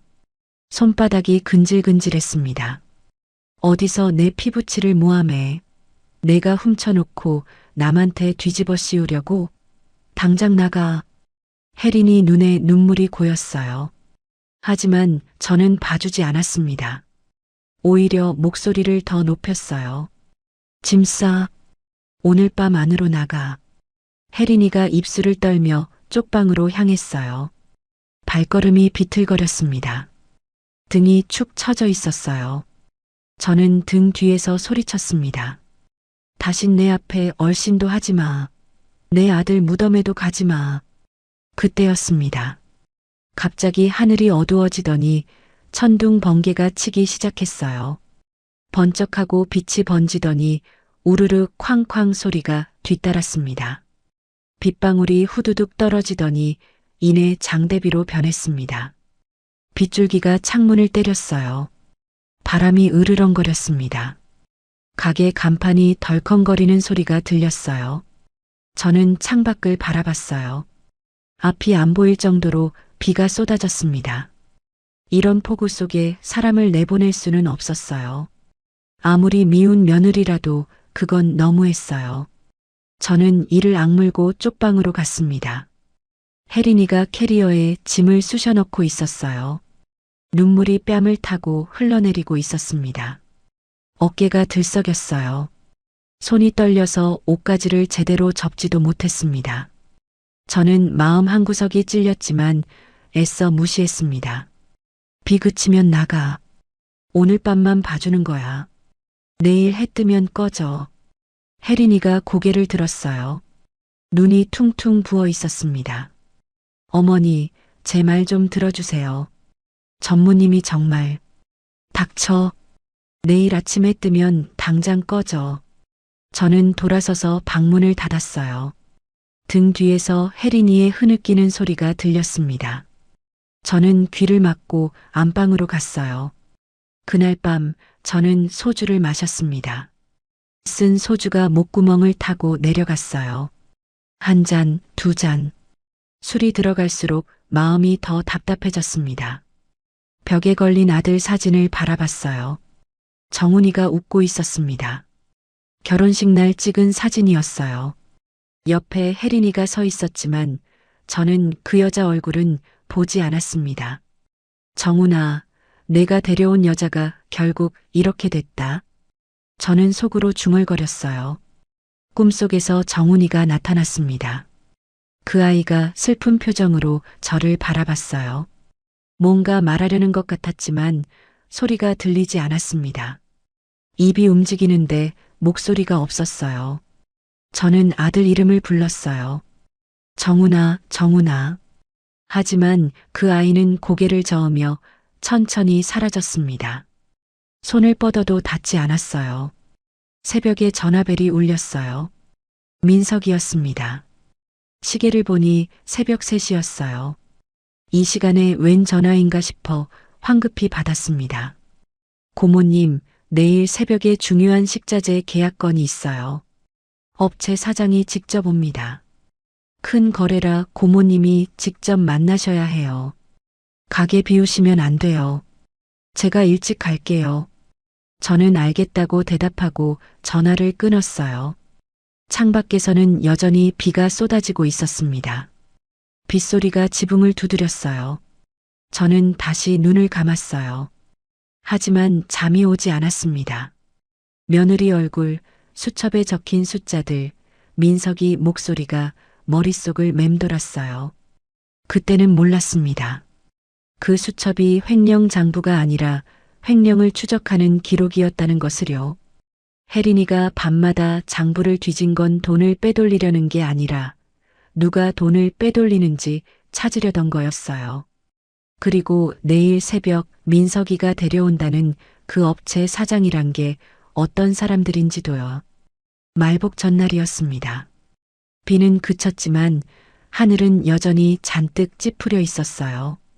습기가 가득한 공기가 무겁게 내려앉았습니다. 저는 새벽 3시에 일어나 가게로 향했습니다. 몸이 천근만근이었어요. 며칠째 제대로 잠을 못 잤거든요. 눈 밑에 다크서클이 내려앉았고 손끝이 미세하게 떨렸습니다. 협착증 때문에 허리가 끊어질 것 같았어요. 하지만 쉴 수가 없었습니다. 1년 중 가장 바쁜 날이 내일이었으니까요. 가게에 도착하니 혜린이가 이미 나와 있었어요. 그 여자는 제 눈을 피했습니다. 어젯밤 일이 있었으니 당연하겠죠. 눈이 퉁퉁 부어 있었어요. 밤새 울었나 봅니다. 저도 그 여자를 쳐다보지 않았어요. 오늘 하루만 버티면 된다고 생각했습니다. 내일 아침이면 저 여자를 영영 내보낼 수 있으니까요. 아침 7시쯤 민석이가 들어왔어요. 평소보다 말끔하게 차려입고 있었습니다. 손에는 커다란 종이 가방을 들고 있었어요. 그 아이가 환하게 웃으며 다가왔습니다. 고모님, 어젯밤 잘 주무셨어요? 얼굴이 많이 피곤해 보이시네요. 고생이 많으시네요. 저는 힘없이 고개를 끄덕였어요. 민석이가 종이 가방을 내밀었습니다. 이거 고모님 드리려고요. 고급 안마기예요. 요즘 많이 힘드실 것 같아서요. 저는 깜짝 놀랐어요. 이 비싼 걸 어떻게 해? 상자에 적힌 가격표를 보니 몇십만 원짜리였습니다. 민석이가 씩 웃었습니다. 고모님이 고생하시는 거 보면 제 마음도 아파요. 제가 이것밖에 못 해드려서 죄송해요. 저는 마음이 뭉클해졌습니다. 그래, 내 편은 민석이뿐이야. 저는 안마기를 받아들었어요. 민석이가 제 어깨를 토닥였습니다. 점심 무렵 낯선 사람들이 가게에 들어왔어요. 양복을 입은 남자 3명이었습니다. 민석이가 그들을 맞으며 안쪽 테이블로 안내했어요. 저는 궁금해서 물었습니다. 저 사람들 누구냐? 민석이가 웃으며 대답했어요. 아, 단체 예약하신 손님들이에요. 회사 회식이래요. 신경 쓰지 마세요. 저는 고개를 끄덕이고 주방으로 돌아갔어요. 하지만 뭔가 찜찜했습니다. 그 사람들이 음식을 먹는 게 아니라 가게 안을 둘러보고 있었거든요. 천장도 살피고 벽도 두드려보고 마치 집을 사러 온 사람들 같았어요. 손에는 서류 같은 걸 들고 있었습니다. 그때 혜린이가 제게 다가왔어요. 주위를 살피며 낮은 목소리로 말했습니다. 어머니, 저 사람들 프랜차이즈 업체 사람들이에요. 전무님이 가게 넘기려고 불러온 거예요. 제발 조심하세요. 저는 인상을 찌푸렸어요. 또 시작이구나. 닥쳐. 어제 뭐라고 했는지 잊었어? 오늘만 참고 내일 꺼지면 돼. 혜린이가 입술을 깨물었어요. 눈에 눈물이 그렁그렁 맺혔습니다. 하지만 저는 돌아서 버렸어요. 저 여자 말은 한마디도 믿지 않았거든요. 오후가 되자 저는 심하게 지쳤습니다. 현기증이 났어요. 눈앞이 캄캄해졌다 밝아졌다를 반복했습니다. 주방에서 뚝배기를 들다가 휘청거렸습니다. 식은땀이 등을 타고 흘러내렸어요. 며칠간의 과로와 스트레스, 불면증이 한꺼번에 몰려온 것 같았습니다. 민석이가 달려왔어요. 고모님 괜찮으세요? 얼굴이 너무 안 좋아요. 저는 손사래를 쳤습니다. 괜찮아. 좀 피곤해서 그래. 민석이가 걱정스러운 표정을 지었어요. 고모님, 요즘 너무 무리하셨어요. 잠깐 쉬세요.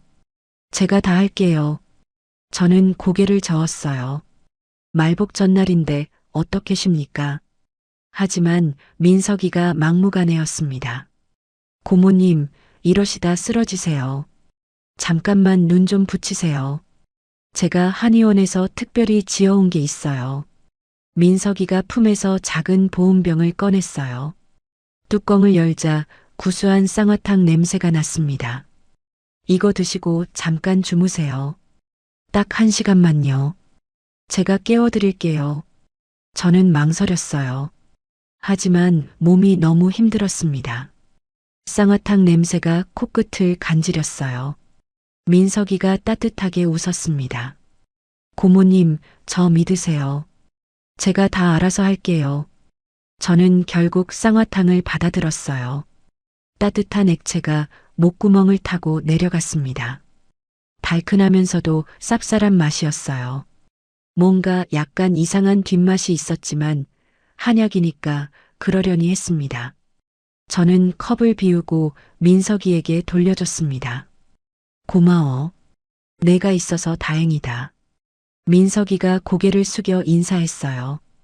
그 아이 입꼬리가 살짝 올라가는 게 보였지만 저는 신경 쓰지 않았습니다. 그때 주방 구석 문틈에서 누군가 지켜보고 있었어요. 혜린이었습니다. 그 여자는 민석이가 보온병에서 쌍화탕을 따를 때 주머니에서 작은 봉지를 꺼내 뭔가를 넣는 걸 봤어요. 하얀 가루 같은 거였습니다. 혜린이는 소리를 지르려다 입을 막았어요. 민석이의 날카로운 눈빛이 두려웠거든요. 그 여자는 숨을 죽이고 지켜볼 수밖에 없었습니다. 저는 안방으로 향했습니다. 침대에 누우니 금세 눈이 감겼어요. 그런데 이상했습니다. 30분도 안 돼서 몸이 천근만근 무거워졌어요. 눈꺼풀이 납덩이처럼 무거웠습니다. 손가락 하나 까딱할 수가 없었어요. 이건 그냥 피곤한 게 아니었습니다. 뭔가 잘못됐어요. 저는 일어나려고 했지만 몸이 말을 듣지 않았습니다. 혀가 꼬여서 소리도 제대로 나오지 않았어요. 가위에 눌린 것 같았습니다. 눈앞이 흐릿해졌어요. 그때 방문이 열리는 소리가 들렸습니다. 민석이었어요. 그 아이가 방 안으로 들어와 저를 내려다봤습니다. 제가 눈을 떴는데도 아무 말이 없었어요. 그냥 물끄러미 바라보기만 했습니다. 그 눈빛이 이상했어요. 평소에 다정한 눈빛이 아니었습니다. 차갑고 계산적인 눈빛이었어요. 저는 입을 열려고 했어요. 민서가 나 이상해. 도와줘. 하지만 소리가 나오지 않았습니다. 혀가 마비된 것 같았어요. 손가락조차 움직일 수 없었습니다. 민석이가 고개를 갸웃거렸어요. 마치 실험 대상을 관찰하듯이. 그러더니 입꼬리를 올리며 중얼거렸습니다. 역시 잘 듣네. 한이 온 것보다 이게 더 빨라. 수면제 2알이면 충분하네. 저는 귀를 의심했어요. 수면제? 뭐라고? 그게 무슨 소리야? 저는 눈을 크게 떴습니다. 민석이가 비릿하게 웃었어요. 그 웃음이 낯설었습니다. 내가 아는 민석이가 아니었어요. 하지만 생각이 정리되기 전에 민석이가 돌아서서 나갔습니다. 그리고 찰칵 소리가 들렸어요. 문을 잠그는 소리였습니다. 밖에서 열쇠가 돌아가는 소리가 났어요. 저는 공포에 질렸습니다. 왜 문을 잠가? 민서가 왜 그래? 내가 왜 이래? 저는 소리치려 했지만 신음소리만 새어나왔어요. 몸이 점점 더 무거워졌습니다. 천장이 빙글빙글 돌았어요. 의식이 흐려졌습니다. 희미해지는 정신 속에서 밖의 소리가 들렸습니다. 쿵쿵거리는 발소리, 무거운 것을 끄는 소리, 쇠로 된 것이 부딪히는 소리, 트럭이 후진하는 소리, 삐삐삐 하는 경고음. 무슨 일이 벌어지고 있는 거야? 저는 알아내고 싶었지만 눈이 감겼습니다. 손끝 하나 움직일 수 없었어요. 꿈인지 생시인지 모를 상태에서 아들 목소리가 들렸어요. 멀리서 들려오는 것 같기도 하고 바로 귀에서 들리는 것 같기도 했습니다. 엄마, 일어나. 가게 털려. 민석이 형이 다 가져가. 엄마, 제발 일어나. 정훈이었습니다. 그 아이가 제 귀에 대고 소리치고 있었어요. 저는 눈을 뜨려고 발버둥 쳤습니다. 하지만 눈꺼풀이 너무 무거웠어요. 납덩이를 올려놓은 것 같았습니다. 얼마나 시간이 흘렀을까요? 1시간인지 2시간인지 알 수 없었어요. 갑자기 창문 쪽에서 덜컹거리는 소리가 났습니다. 누군가 창문을 열려고 하는 것 같았어요. 창틀이 삐걱거렸습니다. 저는 공포에 질렸습니다. 도둑인가? 하지만 몸이 움직이지 않았어요. 소리도 지를 수 없었습니다. 창문이 열리는 소리가 났습니다. 끼익하고 오래된 창틀이 비명을 질렀어요. 차가운 밤바람이 얼굴을 스쳤습니다. 비냄새가 났어요. 밖에서 또 비가 내리기 시작한 것 같았습니다. 그리고 누군가 좁은 창문으로 힘겹게 기어 들어오는 소리가 들렸습니다. 끙끙거리는 신음소리, 쿵하고 바닥에 떨어지는 소리, 거친 숨소리. 그러더니 누군가 제 어깨를 흔들었어요. 차가운 손이었습니다. 비에 젖은 것 같았어요. 물방울이 제 얼굴에 떨어졌습니다. 어머니, 어머니, 정신 차리세요. 일어나셔야 해요. 혜린이 목소리였습니다. 저는 눈을 뜨려고 안간힘을 썼어요. 눈꺼풀이 천근만근이었지만 겨우 실눈을 떴습니다. 혜린이 얼굴이 보였어요. 머리카락이 비에 젖어 얼굴에 달라붙어 있었습니다. 눈이 빨갛게 충혈돼 있었어요. 볼에 눈물 자국이 있었습니다. 옷도 흠뻑 젖어 있었어요. 이 여자가 왜 여기 있는 거지? 쫓아냈는데. 어머니, 제발 일어나세요. 전무가 창고 터는 중이에요. 지금 안 가면 다 털려요. 30년 지키신 가게 다 뺏겨요. 저는 입을 열려고 했어요. 하지만 혀가 말을 듣지 않았습니다. 혜린이가 제 뺨을 가볍게 때렸어요. 따끔한 감각이 느껴졌습니다. 어머니, 눈 뜨세요. 제발이요. 정훈 씨가 지키라고 한 가게잖아요. 정훈이 이름이 나오자 가슴이 뜨거워졌어요. 저는 온 힘을 다해 눈을 떴습니다. 혜린이가 제 손을 잡았어요. 차가운 손이었지만 이상하게 힘이 났습니다. 그 손에서 진심이 느껴졌어요. 그때 밖에서 트럭 엔진 소리가 크게 들렸어요. 무거운 물건을 싣는 소리도 났습니다. 쇠로 된 것이 쿵쿵 부딪히는 소리, 사람들이 소리치는 소리. 저는 그제야 깨달았습니다. 민석이가 뭔가를 꾸미고 있다는 것을요. 그리고 그 여자, 내가 원수처럼 여겼던 혜린이가 저를 구하러 왔다는 것을요. 혜린이가 제 팔을 잡아 일으켰습니다.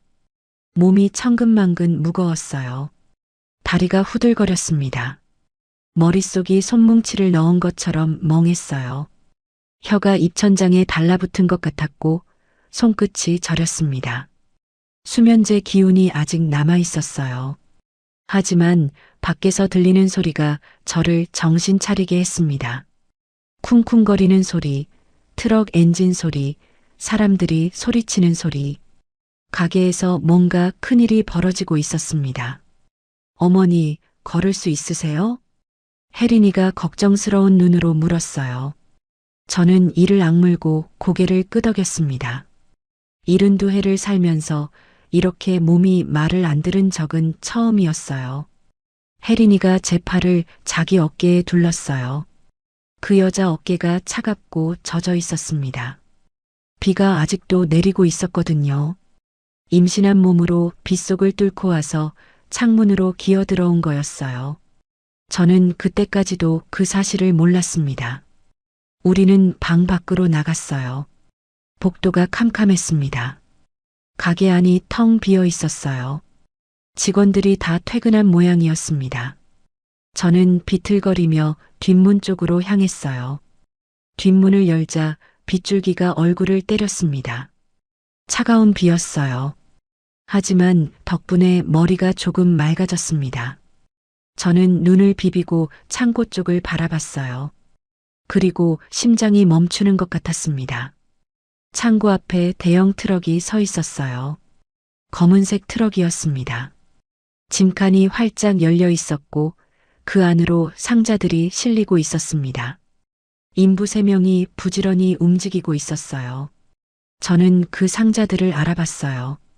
완도산 최상급 전복이 담긴 스티로폼 박스, 산삼 배양근이 든 나무 상자, 복날 대목을 위해 제가 직접 발품 팔아 구한 귀한 재료들이었습니다. 3개월치 재고가 전부 트럭으로 옮겨지고 있었어요. 수천만 원어치가 넘는 것들이었습니다. 그리고 그 앞에 민석이가 서 있었습니다. 양복을 입은 남자 2명과 뭔가를 이야기하고 있었어요. 우산도 쓰지 않은 채 비를 맞으면서요. 한 남자가 서류 뭉치를 민석이에게 건넸습니다. 민석이가 그걸 받아서 훑어보더니 만족스러운 표정으로 고개를 끄덕였어요. 그러고는 악수를 했습니다. 마치 사업 파트너와 거래를 마무리하는 것처럼요. 저는 눈을 의심했어요. 아니야. 이건 뭔가 오해야. 민석이가 저럴 리가 없어. 저는 비틀거리며 창고 쪽으로 다가갔습니다. 어머니, 안 돼요. 위험해요. 혜린이가 제 팔을 잡았어요. 하지만 저는 뿌리쳤습니다. 내 눈으로 직접 확인해야 했어요. 저는 창고 뒤쪽 숨겨진 문으로 돌아갔습니다. 예전에 제가 잠깐 쉴 때 쓰던 비밀 통로였어요. 민석이도 모르는 문이었습니다. 저는 문을 열고 안으로 들어갔어요.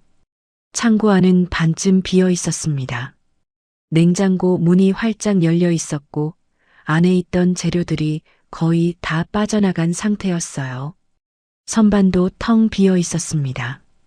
저는 가슴이 찢어지는 것 같았습니다. 30년을 모은 것들이 한순간에 사라지고 있었어요. 그때 사무실 쪽에서 목소리가 들렸어요. 민석이 목소리였습니다. 전화 통화를 하는 것 같았어요. 저는 숨을 죽이고 귀를 기울였어요. 심장이 미친 듯이 뛰었습니다. 네, 형님. 예정대로 진행 중입니다. 늙은이가 수면제 먹고 뻗어 있어요. 코를 골면서 자고 있습니다. 내일 아침이면 이미 늦죠. 재고는 다 빼고 서류도 다 맞춰놨어요. 고모님이 치매 걸렸다고 하면 누가 뭐래요. 나이도 72이시니까. 병원 진단서도 꾸며놨어요. 저는 귀를 의심했어요. 치매? 내가 치매라고? 병원 진단서까지? 민석이가 계속 말했습니다. 목소리가 들떠 있었어요. 프랜차이즈 업체랑도 다 얘기됐어요. 가게 인수하면 저한테 수수료 들어오게 돼 있습니다. 2억 정도요. 거기다 3년간 빼돌린 돈까지 하면 꽤 짭짤하죠. 충분히 새 사업 시작할 수 있어요. 3년. 3년이라고요. 저는 온몸에서 힘이 빠지는 것 같았습니다. 3년 동안이나 내 돈을 빼돌렸다고요. 내가 밤낮 없이 닭을 삶고 육수를 끓이는 동안 저 아이는 내 등 뒤에서 칼을 갈고 있었던 거예요. 저는 벽에 기대어 겨우 몸을 지탱했어요. 눈앞이 캄캄해졌습니다. 다리가 풀렸어요. 그때 혜린이가 제 손을 잡았어요. 언제 따라왔는지 모르겠습니다. 그 여자가 낮은 목소리로 속삭였어요. 어머니, 저기 보세요. 혜린이가 가리킨 곳은 사무실 책상 위였어요. 서류 뭉치가 놓여 있었습니다. 저는 살금살금 다가가 서류를 집어들었어요. 손이 떨렸습니다. 계약서였어요. 가게 매각 계약서. 저도 모르는 사이에 가게를 넘기는 서류가 준비돼 있었습니다. 제 이름 옆에 도장까지 찍혀 있었어요. 위조한 거였습니다. 그리고 그 아래에는 장부가 있었어요. 이중 장부였습니다. 하나는 제가 보던 장부, 하나는 진짜 장부. 숫자가 완전히 달랐어요. 제가 본 장부에는 매출이 적게 적혀 있었고, 진짜 장부에는 훨씬 많은 금액이 기록돼 있었습니다. 3년 동안 빼돌린 금액이 빨간 펜으로 계산돼 있었어요. 1억 8천만 원. 억 단위였습니다. 저는 눈앞이 아득해졌어요. 저는 손이 떨려서 장부를 놓칠 뻔했습니다. 30년을 믿었던 조카가 이런 짓을 하고 있었다니. 저는 다리가 풀려서 주저앉을 뻔했어요. 그때 갑자기 불이 켜졌어요. 형광등이 눈을 찔렀습니다. 거기서 뭐해요, 고모님? 민석이가 문 앞에 서 있었습니다. 비에 젖은 머리카락이 이마에 달라붙어 있었어요. 평소의 다정한 표정은 온데간데 없었어요. 차갑고 날카로운 눈빛이었습니다. 입꼬리가 비틀어져 올라갔어요. 저는 태어나서 처음 보는 얼굴이었습니다. 이게 진짜 민석이구나. 저는 소름이 돋았어요. 민석아. 저는 목소리가 나오지 않았어요. 입술만 달싹거렸습니다. 민석이가 천천히 다가왔습니다. 구두 소리가 바닥에 울렸어요. 수면제 2알이나 먹었는데 어떻게 깨셨어요? 보통 6시간은 뻗어 있어야 하는데. 아, 그 여자가 깨웠구나. 민석이가 혜린이를 노려봤어요. 눈빛이 도끼로 가득했습니다. 혜린이가 제 앞을 막아섰습니다. 떨리는 몸으로요. 저는 그제야 깨달았어요. 혜린이가 왜 밤마다 장부를 들여다봤는지. 그 여자는 도둑질을 하려던 게 아니었어요. 도둑을 잡으려 했던 거였습니다. 민석아, 왜 이러는 거야? 내가 널 어떻게 키웠는데? 저는 떨리는 목소리로 물었어요. 민석이가 비웃었습니다. 키워요? 고모님이 절 뭘 키웠어요? 맨날 정훈이 형만 챙기셨잖아요. 정훈이는 아들이니까 가게 물려받고 저는 평생 월급쟁이로 부려먹으려고 하셨잖아요. 명절 때 용돈도 정훈이 형한테 더 주셨어요. 저한테는 늘 고마워, 수고해, 이런 말뿐이었죠. 저는 말문이 막혔어요. 그랬나? 내가 그랬나? 민석이가 한 걸음 더 다가왔습니다. 눈에 불꽃이 일었어요. 30년 동안 이 가게에서 일했어요. 새벽부터 밤까지. 손톱이 빠지고 허리가 휘도록 일했어요. 그런데 뭐가 남았어요? 아무것도 없잖아요. 정훈이 형이 죽었는데도 고모님은 저한테 가게를 안 넘기셨어요. 그러면서 갑자기 나타난 형수한테는 방을 내주시고 저보다 형수가 더 중요하신 거예요? 민석이 눈에 증오가 서렸어요. 저는 가슴이 찢어지는 것 같았습니다. 내가 이 아이를 이렇게 만든 건가? 저는 눈물이 났어요. 그때 혜린이가 입을 열었어요. 목소리가 떨렸지만 단호했습니다. 전무님, 이건 아니에요. 어머니한테 이러시면 안 돼요. 30년을 함께 일한 분이잖아요. 민석이가 혜린이를 쳐다봤어요. 비웃는 표정이었습니다. 형수님이야말로 왜 이러세요? 당신도 아무것도 없잖아요. 정훈이 형 보험금도 다 썼으면서 빈털터리가 돼서 기어 들어온 거잖아요. 혜린이가 고개를 저었어요. 그리고 떨리는 목소리로 말했습니다. 한 손으로 배를 감싸주면서요. 전 보험금 안 썼어요. 빚 갚는 데 쓴 것도 아니에요. 그 돈은 혜린이가 잠시 말을 멈췄어요. 그러더니 배를 감싸주었습니다. 이 아이를 위해 아껴뒀어요. 뱃속에 있는 아이요. 저는 귀를 의심했어요. 아이? 무슨 아이? 혜린이가 저를 바라봤습니다. 눈에 눈물이 그렁그렁 맺혀 있었어요. 빗물인지 눈물인지 모를 것이 뺨을 타고 흘러내렸습니다. 어머니, 저 임신했어요. 3개월이에요. 정훈 씨 아이예요. 정훈 씨가 돌아가시기 전에 생긴 아이예요. 저는 숨이 멎는 것 같았습니다. 정훈이 아이, 내 손주? 저는 혜린이 배를 바라봤어요. 아직 티가 나지 않았습니다. 하지만 그 여자가 왜 그렇게 자주 토했는지, 왜 그렇게 쓰러졌는지 이제야 이해가 됐어요. 입덧이었던 거예요. 저는 다리가 풀렸습니다. 정훈 씨가 돌아가신 후에 알았어요. 처음엔 낳을지 말지 고민했어요. 혼자서 어떻게 키우나 싶었거든요. 하지만 이 아이는 정훈 씨가 남긴 유일한 흔적이에요. 이 아이를 지키려고 여기 온 거예요. 어머니한테 진실을 말씀드리려고요. 전무님이 가게를 빼돌리고 있다고. 하지만 어머니는 제 말을 안 믿으셨어요. 저는 눈앞이 캄캄해졌어요. 내가 얼마나 바보였는지. 진짜 도둑을 곁에 두고 가족을 내쫓으려 했던 거예요. 형수가 임신을 했든 말든 상관없어요. 지금 와서 늦었어요. 민석이가 냉정하게 말했어요. 그 아이 목소리에 감정이 없었습니다. 얼음장 같았어요. 민석이가 주머니에서 뭔가를 꺼냈습니다. 번쩍이는 것이었어요. 창고에서 쓰던 과도였습니다. 칼날이 형광등 불빛에 반짝였어요. 조용히 하시죠. 둘 다. 빗소리가 크니까 소리 질러도 아무도 못 들어요. 저는 혜린이를 감싸 안았습니다. 내 손주가 저 여자 뱃속에 있어요. 절대 다치게 할 수 없었습니다. 민석이가 과도를 들고 한 걸음씩 다가왔습니다. 형광등 불빛에 칼날이 번쩍였어요. 차갑고 날카로운 빛이었습니다. 저는 혜린이를 뒤로 밀었습니다. 내 몸이 방패가 되어야 했어요. 이 여자 뱃속에는 내 손주가 있으니까요. 72해를 살았지만 지금처럼 무서운 적은 처음이었어요. 하지만 물러설 수 없었습니다. 민서가, 제발 그만해. 이러면 안 돼. 내가 이러면 안 돼. 저는 떨리는 목소리로 말했어요.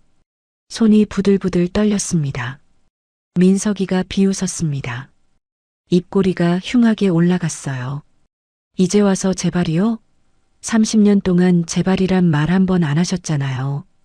늘 당연하다는 듯이 부려먹기만 하셨으면서.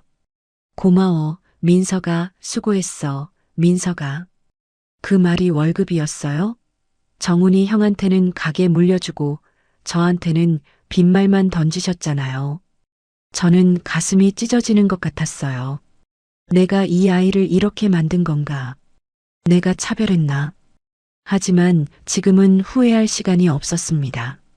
민석이가 칼을 휘둘렀어요. 저는 본능적으로 팔을 들어 막았습니다. 팔뚝에 날카로운 통증이 느껴졌어요. 살이 찢어지는 느낌이었습니다. 따뜻한 것이 흘러내렸습니다. 피었어요. 앞치마가 빨갛게 물들었습니다. 혜린이가 비명을 질렀습니다. 어머니, 저는 이를 악물었어요.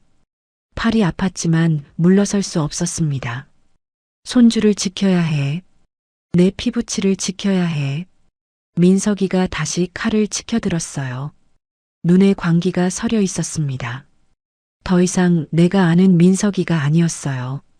그때 저는 옆에 있던 무거운 장부 뭉치를 집어들었습니다. 이중 장부와 계약서가 담긴 그 뭉치요. 3년간의 범죄 기록이었습니다. 저는 온 힘을 다해 민석이 얼굴을 향해 던졌어요. 팔에서 피가 튀었지만 상관없었습니다. 장부가 민석이 이마에 맞았습니다. 서류가 사방으로 흩어졌어요. 민석이가 비틀거렸습니다. 눈을 감고 얼굴을 감쌌어요. 저는 그 틈을 놓치지 않았습니다. 창고 구석에 있던 철제 국자를 움켜쥐었어요. 50년 된 무쇠 국자였습니다. 시어머니한테 물려받은 거예요. 30년 넘게 육수를 저어온 국자였습니다. 묵직했어요. 이 국자로 수천 그릇의 삼계탕을 만들었습니다. 물러서지 못해. 저는 국자를 들고 소리쳤어요. 목소리가 쩌렁쩌렁 울렸습니다. 30년 넘게 주방을 지휘한 목소리였어요. 새벽부터 밤까지 직원들을 이끌었던 목소리. 민석이가 멈칫했습니다. 저도 모르게 한 발 뒤로 물러났어요. 그때 밖에서 사이렌 소리가 들렸어요. 경찰차 소리였습니다. 삐뽀삐뽀 하는 소리가 점점 가까워졌어요. 저는 귀를 의심했어요. 누가 신고한 거지? 이 한밤중에 민석이도 당황한 표정을 지었습니다. 얼굴이 하얗게 질렸어요. 창고 문이 벌컥 열렸어요. 빗물이 쏟아져 들어왔습니다. 오 반장이었습니다. 우비를 입고 있었어요. 그 뒤로 경찰 2명이 따라 들어왔습니다. 권총을 빼들고 있었어요. 오 반장이 민석이를 보며 소리쳤습니다. 거기서 꼼짝 마. 칼 내려놔. 민석이가 황급히 뒷문 쪽으로 도망치려 했어요. 과도를 휘두르며 길을 뚫으려 했습니다. 하지만 경찰이 더 빨랐어요. 한 명이 민석이 손목을 잡아 비틀었고 과도가 바닥에 떨어졌습니다. 쨍그랑하고 날카로운 소리가 났어요. 다른 한 명이 민석이 다리를 걸어 바닥에 눕혔습니다. 민석이가 바닥에 엎드려 꼼짝도 못했어요. 최민석 씨 횡령 및 상해 혐의로 체포합니다. 당신은 묵비권을 행사할 수 있습니다. 경찰이 민석이에게 수갑을 채웠어요. 찰칵하는 소리가 울렸습니다. 민석이가 발버둥 쳤습니다. 얼굴이 일그러져 있었어요. 나요. 이건 가족 문제예요. 경찰이 왜 끼어들어요? 고모님 말씀해 주세요. 오 반장이 차갑게 말했어요. 목소리에 분노가 서려 있었습니다. 가족? 칼 들고 협박하는 게 가족이야? 70 넘은 노인한테 칼을 휘둘러? 다 찍혔어. 카메라에 전부 다. 저는 그제야 생각났어요. 오 반장이 설치한 카메라. 사무실과 창고에 달아둔 그 작은 카메라들. 오 반장이 실시간으로 영상을 보고 있었던 거예요. 저를 지켜보고 있었던 거였습니다. 저는 다리가 풀려서 그 자리에 주저앉았습니다. 긴장이 풀리니까 온몸에 힘이 빠졌어요. 오 반장이 다가와서 말했어요. 휴대폰에 알림이 와서 봤더니 난리가 나 있더라고. 민석이 녀석이 트럭에 짐 싣길래 이상하다 싶어서 지켜봤지. 그러다 칼까지 들더라고. 바로 신고했어. 저는 오 반장 손을 잡았어요. 손이 떨렸습니다. 고마워. 고마워. 내가 아니었으면. 오 반장이 고개를 저었어요. 고마운 건 저 며느리한테 해. 비 맞으면서 창문으로 기어 들어가더라고. 카메라에 다 찍혔어. 임신한 몸으로. 저는 혜린이를 바라봤어요. 그 여자가 달려와 제 팔을 살폈습니다. 피가 많이 흘렀지만 깊지는 않았어요. 혜린이가 자기 옷소매를 찢어 제 팔에 감아줬습니다. 손이 떨리고 있었어요. 얼굴이 창백했습니다. 하지만 눈빛은 단단했어요. 어머니, 괜찮으세요? 피가 많이 나요. 병원 가셔야 해요. 빨리요. 저는 혜린이 얼굴을 바라봤어요. 비에 젖은 머리카락이 얼굴에 달라붙어 있었습니다. 충혈된 눈, 창백한 얼굴, 갈라진 입술. 임신한 몸으로 빗속을 뚫고 와서 저를 구했어요. 제가 그토록 미워하고 내쫓으려 했던 여자가요. 저는 눈물이 터졌습니다. 혜린아. 저는 입을 열었지만 목이 메어 말이 나오지 않았어요. 눈물이 쏟아졌습니다. 주름진 뺨을 타고 흘러내렸어요. 3개월 동안 이 여자를 도둑년 취급하고 모진 말을 퍼붓고 쫓아내려 했어요. 당장 나가라고, 다시는 얼씬거리지 말라고 소리쳤어요. 그런데 이 여자는 끝까지 저를 지키려 했어요. 내 손주를 품고서요. 비를 맞으며 창문으로 기어 들어와서요. 미안해. 미안해. 저는 혜린이를 끌어안았어요. 비에 젖은 차가운 몸이었지만 그 안에서 따뜻한 생명이 자라고 있었습니다. 내 아들의 아이. 내 피부치. 저는 흐느꼈어요. 내가 눈이 멀었어. 도둑놈을 곁에 두고 진짜 가족을 내쫓으려 했어. 용서해줘. 제발 용서해줘. 혜린이도 울었어요. 어깨가 들썩였습니다. 어머니, 저도 죄송해요. 처음부터 말씀드렸어야 했는데 아이 얘기도 전무님 얘기도 겁이 나서 못했어요. 저는 고개를 저었어요. 목이 메어 말이 제대로 나오지 않았습니다. 아니야. 내 잘못 아니야. 내가 들으려 하지 않았어. 내가 미워서 귀를 막았어. 내가 진실을 말해도 믿지 않았어. 민석이 말만 들었어. 오 반장이 다가왔어요. 손에 깨끗한 수건을 들고 있었습니다. 제 팔의 피를 닦아주며 말했어요. 영자야, 일단 병원부터 가자. 꿰매야 할 것 같아. 많이 다쳤어. 저는 고개를 끄덕였어요. 경찰이 민석이를 끌고 나갔습니다. 민석이가 발버둥 치며 소리쳤어요. 목소리가 찢어질 듯 했습니다. 고모님, 고모님, 저 이러려고 한 거 아니에요. 제가 잘못했어요. 제발요. 한 번만 봐주세요. 저는 그 소리를 들으며 가슴이 아팠어요. 30년을 곁에 뒀던 조카였어요. 어릴 때부터 가게에서 뛰어놀던 아이였습니다. 그 아이가 이렇게 될 줄 몰랐어요. 하지만 돌아보지 않았습니다. 민석이가 저지른 일은 용서할 수 없었어요. 30년을 믿었던 조카가 3년 동안 돈을 빼돌리고 가짜 치매 진단서를 꾸미고 가게를 통째로 팔아먹으려 했어요.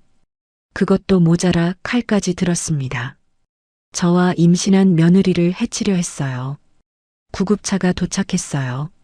사이렌 소리가 밤 공기를 가르며 울렸습니다. 저는 혜린이와 함께 구급차에 올랐습니다. 구급대원이 제 팔을 소독하고 붕대를 감아줬어요. 혜린이가 제 손을 꼭 잡았습니다. 차가웠던 손이 조금씩 따뜻해지고 있었어요. 어머니, 손주 얼굴 꼭 보셔야죠. 꼭 건강하게 나으셔야 해요. 저는 고개를 끄덕였어요. 눈물이 또 났습니다. 정훈아, 내가 남기고 간 게 있었구나. 저는 속으로 아들에게 말했어요. 엄마가 지킬게. 내 아내도, 내 아이도 꼭 지킬게. 구급차가 출발했습니다. 사이렌 소리가 밤하늘에 울려 퍼졌어요. 창밖으로 비에 젖은 가게 간판이 보였습니다. 100년 삼계탕. 50년 된 그 간판이 빗물에 젖어 빛나고 있었어요. 저는 간판을 바라보며 다짐했습니다. 아직 끝나지 않았어. 내일이면 말복이야. 손님들이 기다리고 있어. 우리 육수를 기다리고 있어. 혜린아, 내 어머니. 내일 가게 열 수 있겠니? 나 대신. 혜린이가 놀란 눈으로 저를 바라봤어요. 저는 혜린이 손을 꼭 쥐었습니다. 육수 끓이는 법 가르쳐 줄게. 우리 집 비법. 시어머니한테 물려받은 거야. 3대째 이어져 온 맛이야. 이제 너한테 물려줘야지. 그래야 내 아이한테도 물려줄 수 있잖아. 혜린이 눈에서 눈물이 흘러내렸어요. 입술을 깨물며 고개를 끄덕였습니다. 목이 메어 말을 잇지 못했어요. 네, 어머니. 제가 할게요. 반드시 해낼게요. 정훈 씨 목까지요. 저는 눈을 감았어요. 팔이 욱신거렸지만 마음은 이상하게 편안했습니다. 폭풍이 지나간 뒤처럼요. 3개월 동안 짓눌렀던 무거운 것이 거친 기분이었어요.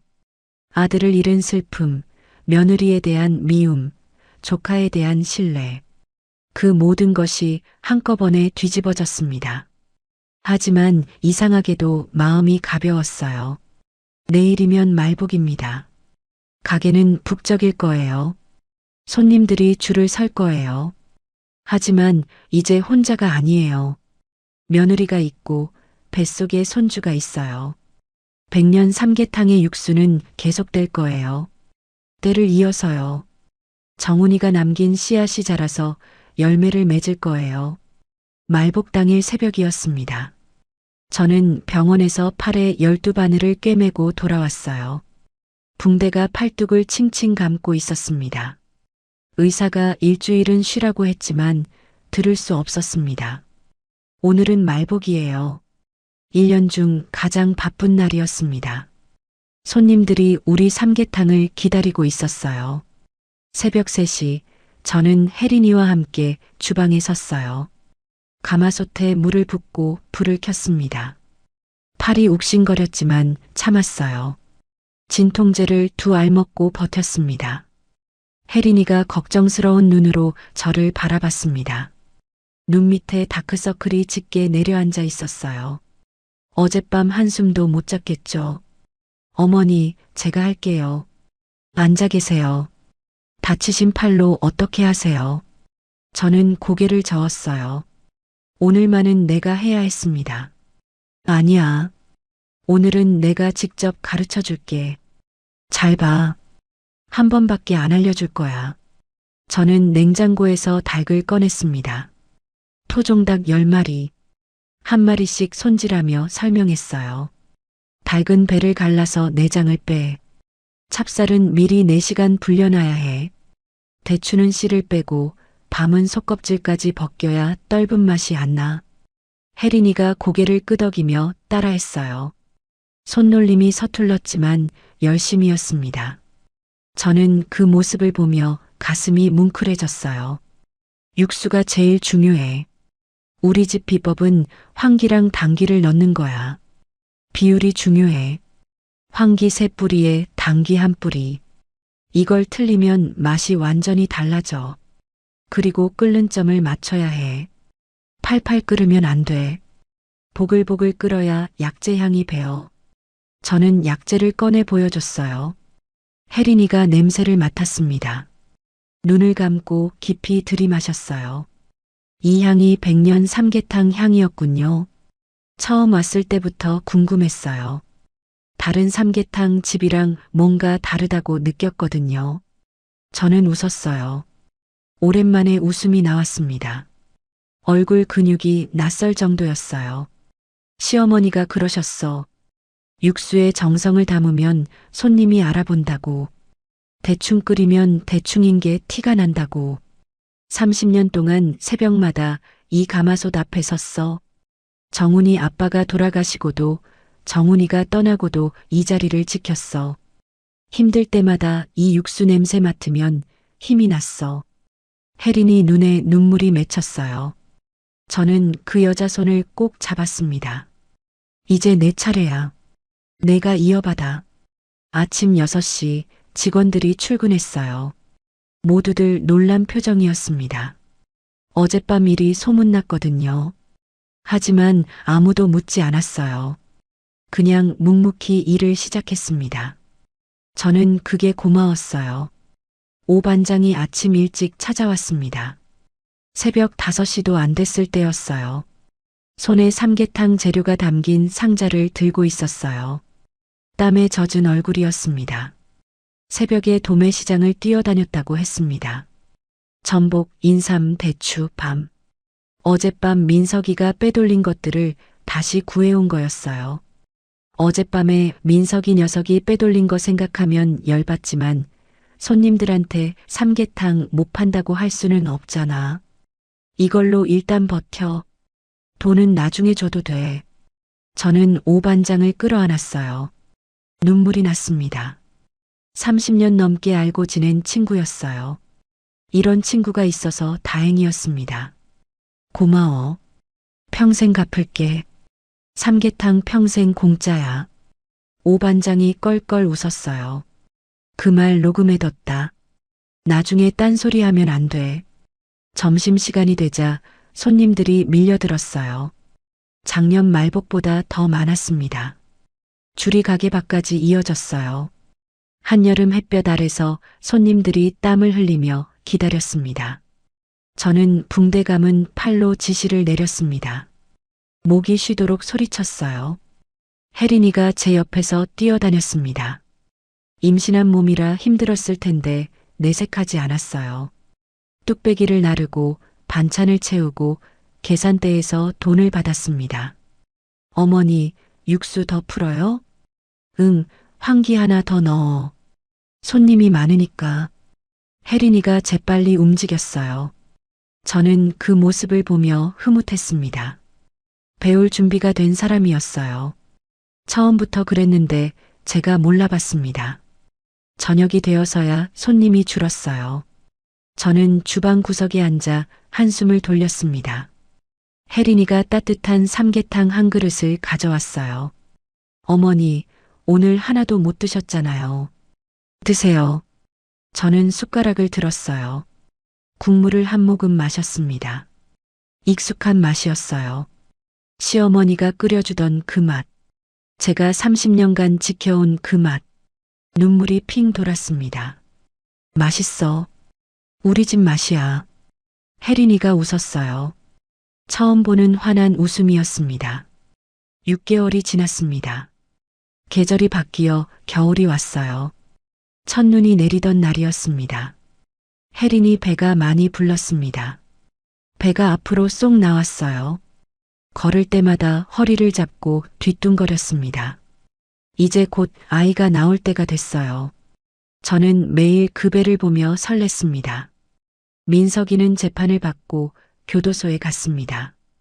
횡령과 상해 혐의로 징역 5년을 선고받았어요. 3년간 빼돌린 1억 8천만 원과 가게 매각 시도 그리고 칼로 상해를 입힌 죄가 인정됐습니다. 저는 재판정에 가지 않았습니다. 그 아이 얼굴을 볼 자신이 없었어요. 원망보다는 안타까움이 더 컸거든요. 내가 조금만 더 살폈더라면, 내가 조금만 덜 차별했더라면, 정훈이한테만 집중하지 않고 민석이도 챙겼더라면, 그런 생각이 밤마다 들었습니다. 가게는 다시 정상으로 돌아왔어요. 오 반장이 회계를 도와줬습니다. 민석이가 꾸며놓은 이중 장부를 정리하고 빼돌린 돈 중 일부를 회수했어요. 새 직원도 2명 뽑았습니다. 혜린이가 출산하면 제가 당분간 혼자 해야 하니까요. 젊고 성실한 청년들이었습니다. 민석이 같은 눈을 가진 아이들은 아니었어요. 어느 날 저녁 저는 혜린이와 함께 가게 문을 닫았어요. 마지막 손님을 보내고 바닥을 쓸었습니다.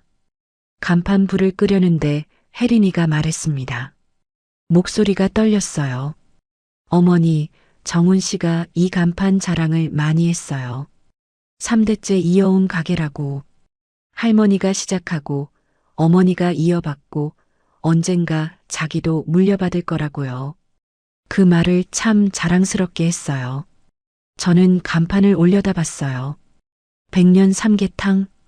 페인트가 벗겨지고 낡았지만 여전히 빛나는 글씨였습니다. 50년 된 간판이에요. 비바람에 시달리고 햇볕에 바래고 그래도 버텨온 간판. 정훈이가 그랬어? 네. 결혼하고 첫 명절에 저를 데려왔을 때 그랬어요. 우리 엄마가 세상에서 삼계탕을 제일 잘 끓인다고. 이 육수 맛은 어디서도 못 먹는다고.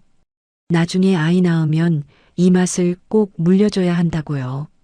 자기 아이한테도 손주한테도요. 저는 눈물이 났어요. 정훈아, 내가 그런 말을 했었구나. 저는 몰랐어요. 미안해. 그때 내가 너한테 너무 쌀쌀맞게 굴었지. 아들 뺏긴 것 같아서 그랬어. 혜린이가 고개를 저었어요. 아니에요. 저도 서툴렀어요. 더 노력했어야 했는데. 저는 혜린이 손을 잡았습니다. 불룩한 배 위에 손을 얹었어요. 아이가 발로 찼습니다. 저는 깜짝 놀랐어요. 세상에, 힘이 세네. 혜린이가 웃었어요. 아들이에요. 초음파 찍었는데 아들이래요. 저는 숨이 멎는 것 같았습니다. 아들, 정훈이를 닮은 아들. 눈물이 쏟아졌어요. 이름은 지었니? 정훈 씨가 미리 지어놨어요. 아들이면 정민이래요. 김정민이요. 저는 그 이름을 되뇌었어요. 김정민. 내 손주 이름. 한 달 뒤 혜린이가 건강한 사내 아이를 낳았습니다. 3kg 50g. 우렁찬 울음소리가 분만실 밖까지 들렸어요. 저는 대기실에서 그 소리를 듣고 주저앉아 울었습니다. 옆에 있던 오 반장이 등을 토닥여줬어요. 간호사가 나와서 산모와 아이 모두 건강하다고 했을 때 저는 하늘에 감사했습니다. 아이를 처음 안았을 때 저는 정훈이가 태어났을 때를 떠올렸어요. 40년 전 그때와 똑같았습니다. 주먹을 꼭 쥔 작은 손, 오물거리는 입술, 감은 눈 위로 보이는 까만 속눈썹, 정훈이를 빼닮았어요. 코도, 귀도, 턱선도요. 저는 눈물이 멈추지 않았습니다. 정민아, 할머니야. 할머니가 맛있는 삼계탕 많이 끓여줄게.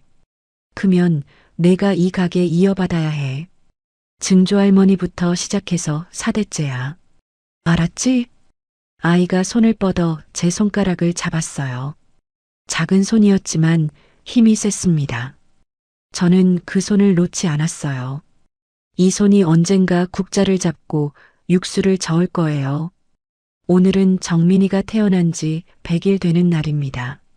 가게에 작은 잔치상을 차렸어요. 백설기와 수수팥떡을 올렸습니다. 오반장이 오고 단골 손님들이 왔어요. 30년 넘게 다닌 할머니 손님도 오셨어요. 다들 아이를 보며 축하해 줬습니다. 정훈이 닮았다고 복덩이라고 했어요. 저는 가마솥 앞에 서서 육수를 저었어요. 황기와 당기 향이 김과 함께 피어올랐습니다. 옆에는 혜린이가 있었습니다. 등에는 정민이가 엎여 있었어요. 아이가 새근새근 잠들어 있었습니다. 3대가 함께 서 있었습니다. 혜린아, 이제 내가 저어봐. 혜린이가 국자를 받아들었어요. 서툴지만 정성스럽게 육수를 저었습니다. 황기 3뿌리, 당기 1뿌리. 제가 알려준 대로요. 저는 그 모습을 바라보며 미소 지었어요. 잘할 거야. 이 아이는 잘할 거야. 100년 삼계탕의 육수는 끊이지 않을 겁니다. 이 아이가 크면 또 다음 세대로 이어지겠죠. 정민이가 크면 혜린이가 가르치고 정민이 아이가 태어나면 또 그 아이에게 가르치겠죠. 그게 가게를 지킨다는 거예요. 맛을 지키고 사람을 지키고 마음을 지키는 것. 대를 이어 전하는 것. 정훈아, 엄마가 잘 지키고 있어. 내 아내도 내 아들도 건강하게 잘 있어. 걱정 마. 저는 하늘을 올려다봤어요. 맑고 푸른 봄 하늘이었습니다. 어디선가 정훈이가 웃고 있는 것 같았어요. 오늘의 사연 어떠셨나요? 사연이 마음에 닿았다면 더 좋은 사연으로 찾아뵐 수 있도록 구독과 좋아요를 눌러주세요.